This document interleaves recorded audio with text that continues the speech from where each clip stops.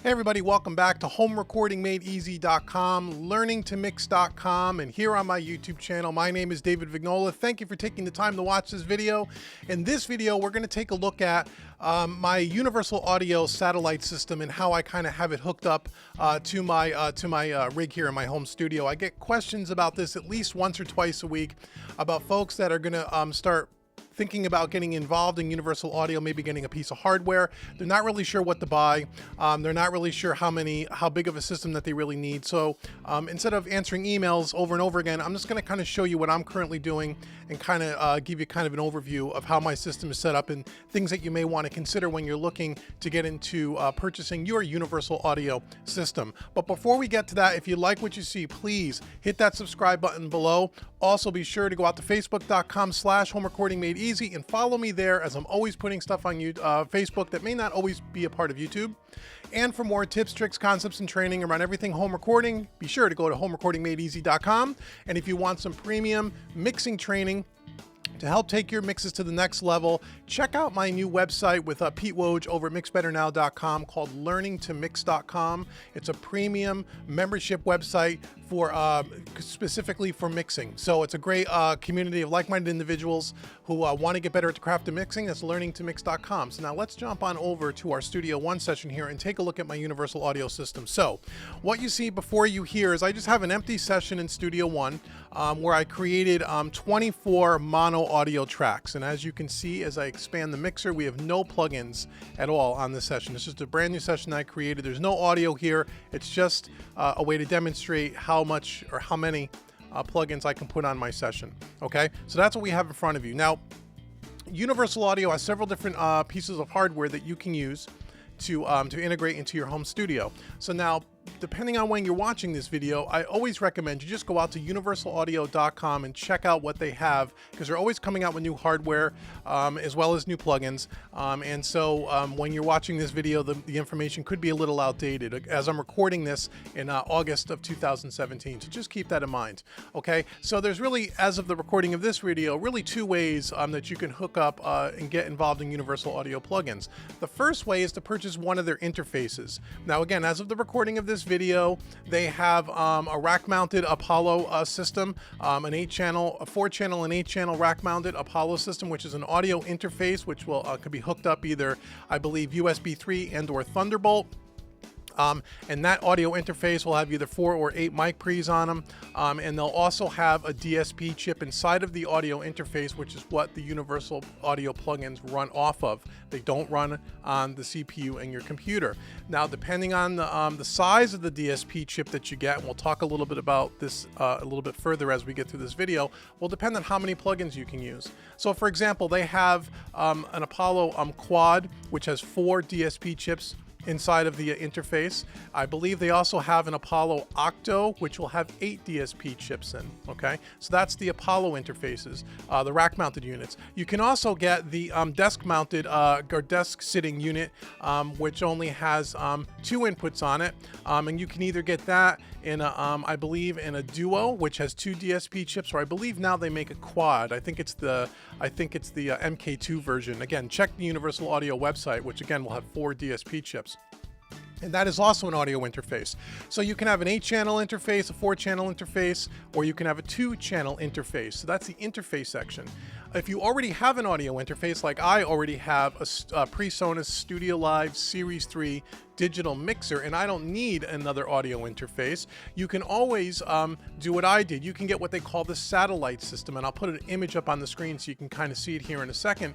The satellite system is just a little box, a black box that kind of sits near your computer, and it hooks up either, mine is via Thunderbolt, but they also will hook up USB 3, I believe, today, depending on whether you're using Mac or PC.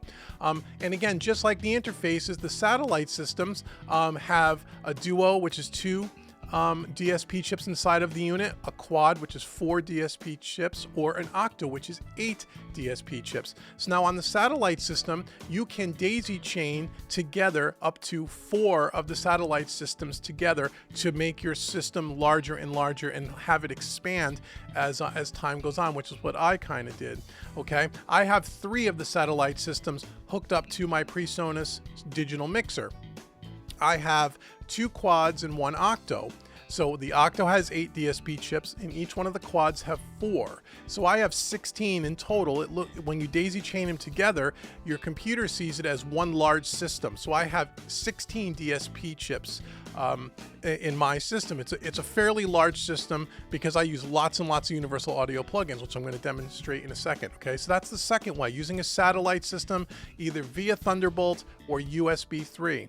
The third way that you can get involved with the universal audio hardware, if you're using, let's say, a laptop, I believe they also now make, and again, check the universal audio website, they also make like a small card that will insert into the side of your laptop, and they also make a PCIe card which can go into your desktop if you're using, let's say, an older Mac Pro, or you're using a Windows machine where we have empty PCIe slots in on your motherboard.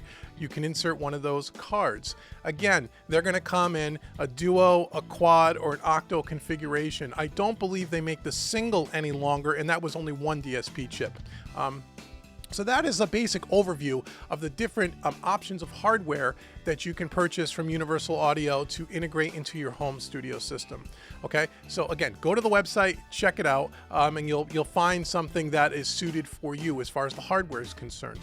Now, probably the most popular question I get asked, besides the hardware, the next question is, well, how big of a system do I need, and how many plugins can I run on one of these systems? And that is totally dependent on how many DSP chips you have. Okay, and I'm going to show you and show you that example right now. So as I said, I have 3 of these satellite units.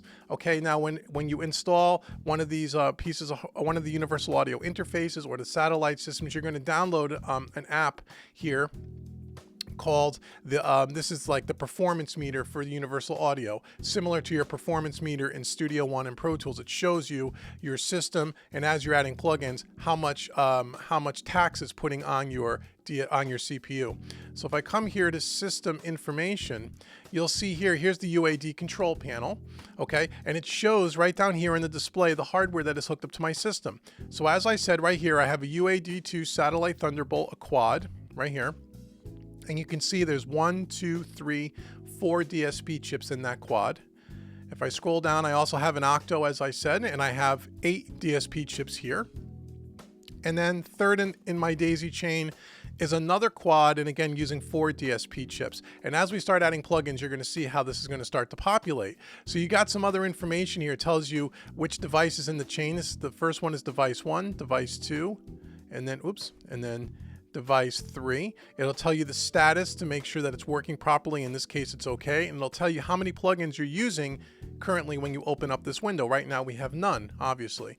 And again, you can hook up to 4 of these together. So I can, in essence, hook up 4 quads, which would be 8 times 4, which would be 32 DSP chips. I can double the size of this if I really wanted to. Now, the larger the system, the more DSP chips that are inside the box, obviously the more these things are going to cost. I'm not going to quote prices here. The best thing you can do is go out to your favorite online retailer like sweetwater.com, check out their prices. Universal Audio is always running specials where they're lowering the prices during different times of the year, or they're giving away free plugins with the purchase of one of these units, whether it's a satellite system or an Apollo interface. So for me to quote prices here will be totally irrelevant.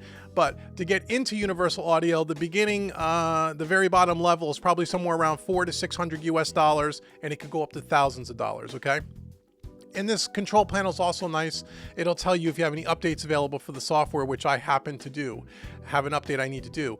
Every time Universal Audio releases a new plugin, you're going to be able to update the software, so it'll load the plugin on your system, and then if you decide to demo it and purchase it, it'll be there available. One thing that people sometimes are a little confused about is that they don't realize that all of the Universal Audio plugins, if you have the latest software update, will be on your hardware, regardless if you've owned those plugins or not. Now, you won't be able to use them if you haven't paid for them, but you're able to demo all of them for 14 days. And if you want to see what plugins you do have installed, you click this button here, plugins. It'll show you all the plugins that are associated with the latest software that I have installed. And again, I need to do an update. And it'll tell you here whether or not you have that plugin available to you. So for example, the Ssl 4000E channel strip, it says it's authorized for all devices because I bought that, I own it.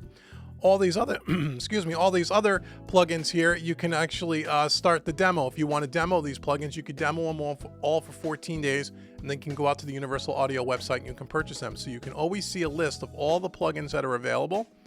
And they also have a little manual that you can read the manual about the plugin if you'd like to, all from this control panel, which is really, really nice. Okay, then you also have a configuration button, which you really won't get into here. That's a little bit more advanced, but I just leave everything at the default settings. It's the way how you want to configure your universal audio device with your system. And then there's always a help screen here with a knowledge base, support videos, installation videos, so on and so forth, links to go out to their website. Okay, so that's the UAD control panel, really, really useful and helpful. Okay, so we're just going to close this for a second. So again, now people want to know, well, how many plugins can I put on one of these systems, and what system do I need? And again, that's totally dependent on the plugins that you have and totally dependent on how many you use. So let's get into this and I'll show you what I mean. Now, I'm going to open up the mixer here so you can see there's no plugins here on any of the inserts. Now, the one thing to keep in mind is that all the different universal audio plugins are going to take up a different amount of DSP. Some are going to be more DSP intensive than others. Just like native plugins towards your CPU, certain plugins will hit your CPU a little bit harder than others. And it's the same thing with the universal audio system, okay? That depending on which plugin you use will depend on how much DSP it's going to chew up. So let me show you what I mean. So if I come over to my browser here, and I come over to my effects and I come down to my universal audio folder. Okay, and you can see all the different plugins that I own have the thumbnail here. So for example, if I took something that wasn't really heavy with DSP usage, let's say like the Pultec EQ. Okay, so if I take one of these Pultecs and I drop it on here on my track, okay. Let's just delete this. And if I wanted to go ahead and let's say I'm going to add, I don't know, let's say we're going to add 12 of these. So I'm going to highlight the first track here. I'm just going to drag it. It'll populate them all. Okay. So now I have 12 Pultecs on channels 1 through 12. If I open up my little, where is it? My little meter here. Where's my meter? Okay, right in front of me. I missed it. Here we go. Okay. So you can see here right at the top that putting on those 12 Pultec EQs only took up about 6% of my total DSP that's available to me. And if I go back to system info, you can see right here, it's when I put it on, it automatically chooses which satellite system it's going to populate first. So it's usually going to go to the one first in the chain, in the daisy chain. So you can see here, I have 12 plugins. Those are the 12 Pultecs. It's on DSP chip 1, and it's using up 44% as well as 44% on the DSP2 chip, okay? And it's the program or it's hitting about 19%, okay? It's just so you know that. So right now we're chewing up about 6% of my total DSP power, and I got 12 plugins on there, okay? Now, if I wanted to put all 24, if I were to highlight this and do all 24 tracks, so 24 Pultecs, right? There's a Pultec on every single track. It's about 11%, okay? So I got 24 plugins on it, 11%, okay? That's the Pultec. Now, if I try a different kind of a plugin, let's say one of their newer plugins, the Pultec's been around a while. Let's say this Pure Plate, this new Pure Plate Reverb. If I put that on one track here, here's the new Pure Plate Reverb, okay? And let's see if I put 24 of those on here, how much extra DSP power am I going to lose? Not that you would put 24 of them, but I just want to show you, make a point here. So now I got 24 Pure Plates on here along with 24 Pultecs, and you can see I'm at 35%, okay? So when we just had the Pultecs, we had 11%. Now we're at 35% DSP usage. Okay, so it's almost 2.5 times, right? About 2 times, a little more than 2 times what the Pultec is. It's a more heavily DSP intense plugin. If I were to take off just the Pultecs or shut them, take them off, take all the Pultecs off and just have the Pure Plates on here, we're back to 24, okay? So again, it depends on the plugins that you're going to be using, and you got to kind of think ahead. Now, some of the most intensive DSP plugins are going to be like the channel strips and things like the Ocean Way Studios, the room emulation. So I'm going to take off all the plugins again. And you can see right now we're at 0% because we took them all off. So let me show you what I mean about the channel strips. And I'm a big channel strip user. This is one of the reasons why I have such a large system. So if I were to put, and hopefully it won't crash if I try to do 24 at once, I'm going to put 24 Ssl channel strips on. Okay, this is the new Ssl channel strip. You can see I have all 24 of them on. Okay, if I open up my little control panel, you can see I'm at 68% already, just by putting that many channel strips on. Okay, so I'm almost getting to 2/3 or 75%, getting close to 75% of my total DSP usage that's allowed to me because I'm using the channel strip. Where before we had the reverbs and all the Pultecs with 2 different plugins, and we're only using about half of that. Okay, so this is one of the reasons why I have such a large system, and I have 3 satellite systems, and at one point I'm probably going to get a 4th. I'm probably going to get another octo because I love to use channel strips. And on a session like this that has 24 tracks, which is a fairly decent sized session, if I wanted to use a channel strip across all of my tracks, which I always do, and this doesn't include putting anything on the master bus yet. Now if I want to use some other EQs and compressors on some of these tracks, you're going to see how quickly you can chew up your entire DSP. So right here we have 24 channel strips, right? Now let's say I wanted to put a couple of a couple of LA2 1176s. Let's see if we put that on maybe 3 or 4, say 3 1176s or 4 1176s throughout our mix. Let's say I wanted to put a couple of LA2As throughout our mix on different tracks for various reasons. Oops. Let's say we're going to put, say, 2 LA2As, right? Okay, and then let's say we were going to put, I don't know, let's say we were going to put, we already did it, yeah, we're going to use a couple of Pultecs like we did before, so maybe we're going to put a couple of Pultecs. Say we're going to do 2 Pultecs. Okay, now let's take a look and see what our meter is. We're at 75%, so we went from 68 to 75. So as you can see that the 1176s, the Pultecs, the LA2As, they don't use up as much DSP, okay? But the channel strips do, because the channel strips have a compressor, an EQ, and a gate in there, okay? Not to mention they're modeling the input and the output transformers, so they're gonna be much more DSP intense. Hope that makes sense, okay? So now another plugin that uses lots of DSP are the tape machines. If you happen to use the universal audio tape machines, which I do from time to time, I have a couple of them. The one I like to use a lot is the Studer. Here it is right here, the Studer 800. So if you wanted to drop that on a track and then take a look at our control panel, again, we're at 75% right now with all these plugins.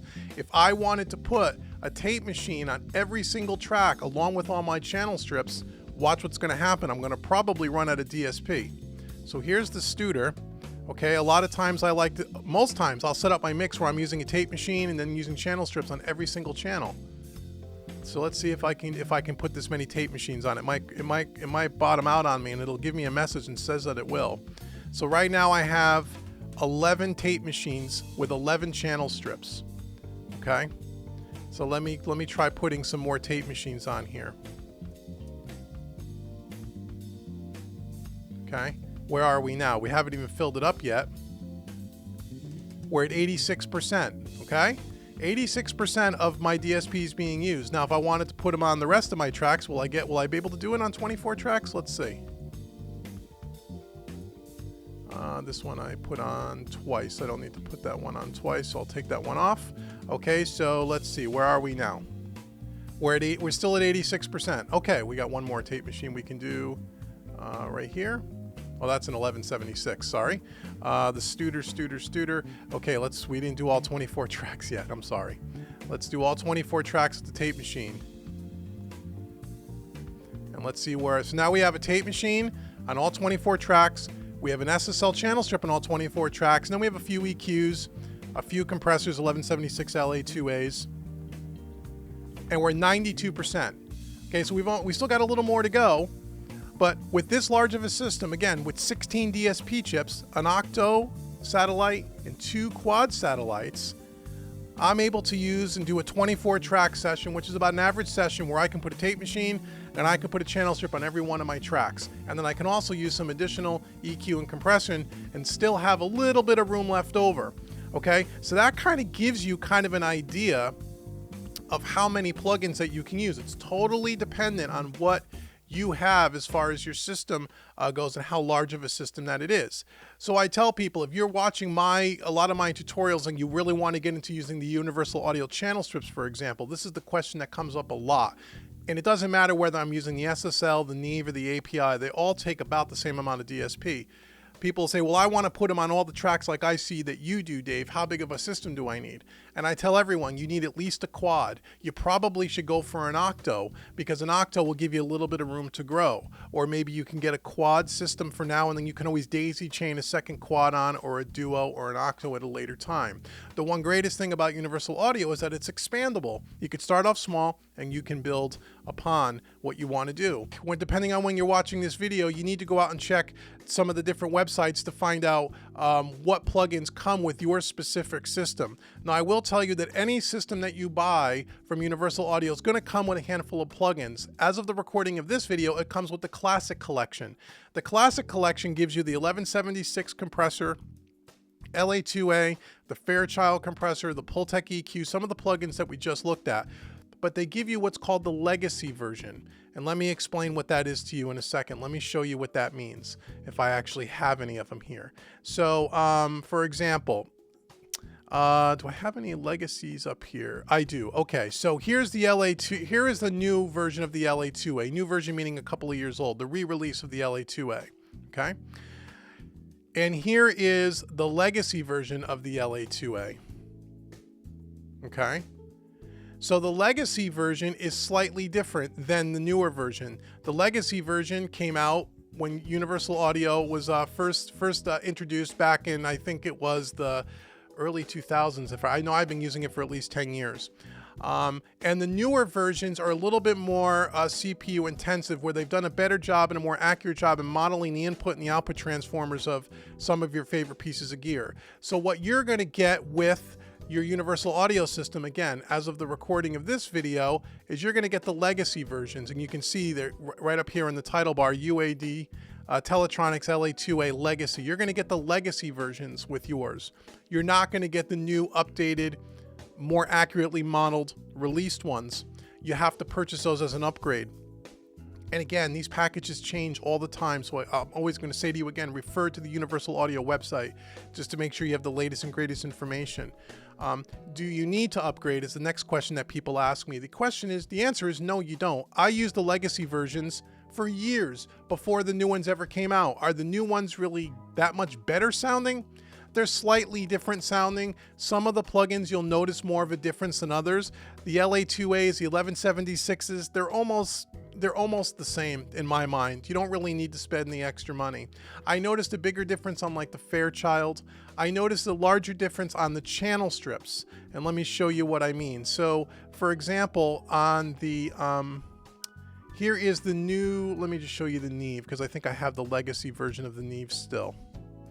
I do. So here is the new Neve 88RS channel strip. This is the new re-released one back about a year ago, where they modeled the input and output transformers of this plugin.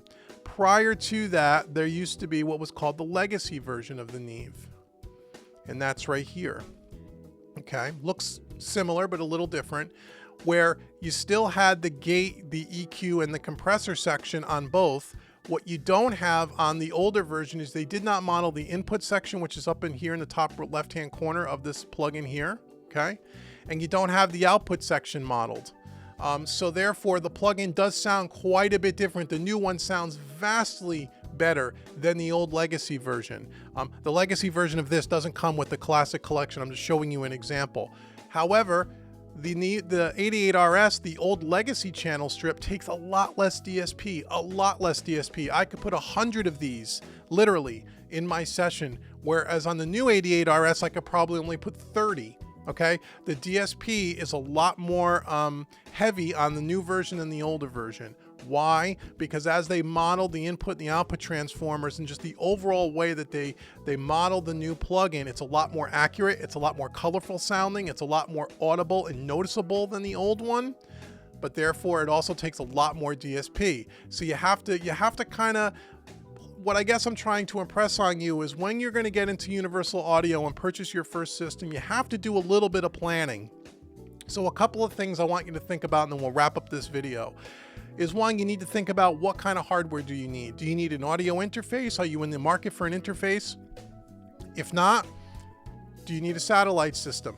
What does your studio currently have? And I always tell people, what is your vision for your studio in the next 2 to 3 to 4 years? Okay, if you have a little 2-channel, say little audio box USB, $90 interface that you're using, and you're thinking at one point maybe you want to upgrade the quality of your preamps, or you want additional preamps because you're going to record things like a live drum kit where you need at least 8 inputs. Well, that might be something to consider. Instead of just buying, upgrading your interface, you may want to consider going to the Apollo interface, because now not only are you going to get your 4 or 8 channel inputs, but you're also going to get the plug-in DSP chip inside of the unit as well, so you can kind of kill 2 birds with 1 stone, if you know what I mean. Okay, if you think you're not going to do a lot of recording and you're just going to do a bunch of mixing and the interface, the inputs really doesn't matter, then I would say, well, maybe you don't need an Apollo. Maybe you go with the satellite systems like I have. Again, I have a digital mixer, the PreSonus Series 3 mixer, so I just have the 3 satellite units hooked up. And again, part of your planning is, well, what plugins am I going to be using? If I really want to do lots of channel strip mixing, if you want to use a lot of the tape machines that Universal Audio has to offer, you're going to want to get at least a quad system, a duo system, or even a single system, which I know a solo, I think they call it, either a solo or a single system. That's not going to do it on a session that's more than, say, 10 or 12 tracks. You're going to want to get at least a quad. Or if you can spend the money, get an octo, and then again, you can always build upon that in the future. And like I said, that you'll always get a core set of plugins that'll come with whatever system you're buying. But if you go to like sweetwater.com and check out the deals, a lot of times they'll have, like, if you buy a quad, say you buy a quad system, you could buy what's called the quad system custom, where for, maybe $100 or $200 more than the actual price of the quad satellite system, but they'll give you 3 free plugins of your choice on the Universal Audio website. So let's say you want to pick up a channel strip, and let's say you want to pick up the Ocean Way Studios, for example. The Ocean Way Studios plugin alone is $350. The Ssl Channel Strip, I think, is $300. So that's like $650 worth of plugins that you could find. Was it 3? Yeah, $650 worth of plugins that you can get for maybe spending a couple of $100 extra on the front end when you buy the satellite system. Okay, then you get those 2 free plugins and you'll actually get a 3rd. So you got to sit down, you got to plan out your system, you have to look at what sales they're running at the time, and you got to figure what do you want to do with your studio in the next few years, and then build your system accordingly. I tell everyone that gets into Universal Audio, in my mind, their analog plugin emulations that they have are the best sounding ones on the market, hands down, in my opinion. There are some second and third place contenders that I think are passable, like some of the Wave stuff, some of the Slate Digital stuff. And if you can't afford or have the budget to get into the UA system stuff, those are great alternatives. But this video is for people who want to get into the Universal Audio plugins and not sure where to start. And I wanted to show you my system and kind of give you a few things to think about as you're moving on your journey. So if you have any questions at all, you can always email me at info@homerecordingmadeeasy.com. That's info@homerecordingmadeeasy.com. And try to be specific about what your question is around some of this information, and I will try to get you the information as soon as I can, either in email or in video format. But the best thing to do if you have any questions at all is go out to the universalaudio.com website. They have a great support staff. You can call someone and talk to them live in their sales department, and they can also answer all the questions for you as well. And when you're ready to make a purchase, I highly recommend you go to sweetwater.com, because they're the best people to buy this kind of stuff from. Their salespeople are very, very knowledgeable, and they can also help you. And they are always carrying all kinds of sales and deals on universal audio systems that they can set you up with. And again, if you're looking for a sales engineer, head over and speak to Josh Stock, extension 1375. He's really cool. He helps me out, and he's an expert, and he uses universal audio himself in his own personal studio, so he's very knowledgeable about this stuff. So I hope this video was helpful to some of my universal audio users or soon-to-be users. Again, you have any questions, shoot me an email. Once again, go out to homerecordingmadeeasy.com for all your training needs around recording, mixing, and mastering, and learningtomix.com. Check out the premium mixing website. We have a great large community of like-minded individuals who are trying to get better at the craft of mixing, and you get a lot of personal one-on-one instruction from myself and Pete Woj over at mixbetternow.com. Until the next video, please hit that subscribe button, and I'll talk to you guys all soon. Take care.